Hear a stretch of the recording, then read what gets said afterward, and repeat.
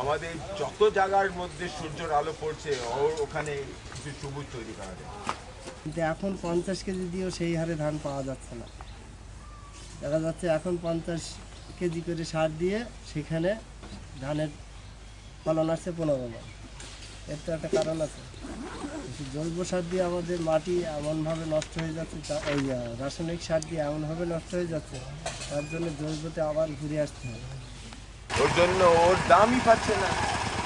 তার থেকে আমাদের মা আমাদের মাটিতে কিছু না করে আমাদের সবসময় 10,000 বছর আমাদের দিল। আমরা তো 40-50 বছর থেকে দর্শক হয়ে দিয়েছি 10,000 বছরের সম্পর্ক। বাচ্চাদের জন্য ভবিষ্যৎ সুরক্ষিত রাখবেন না আপনার নিজের বুদ্ধি চালিয়ে? যেটা দেখা যাচ্ছে যে প্রত্যেক বছর আমি গর্তের মধ্যে পড়ে যাচ্ছি, এটা বাঁচার রাস্তাটা একটাই আছে, ধরে রাখবেন। আজ এই বছর না হলে আগামী বছর হবে। হ্যাঁ, কত লোক রাজি? সবাই রাজি হবে? মোটামুটি সবাই রাজি হবে।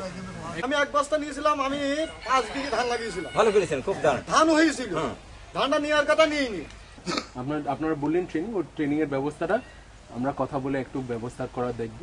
আর 2 নম্বর, আমরা চাই চাষিদের থেকে সবজি কিনে যদি আমরা বাজারজাতক করা, এইটাই হলো মেইন জায়গা।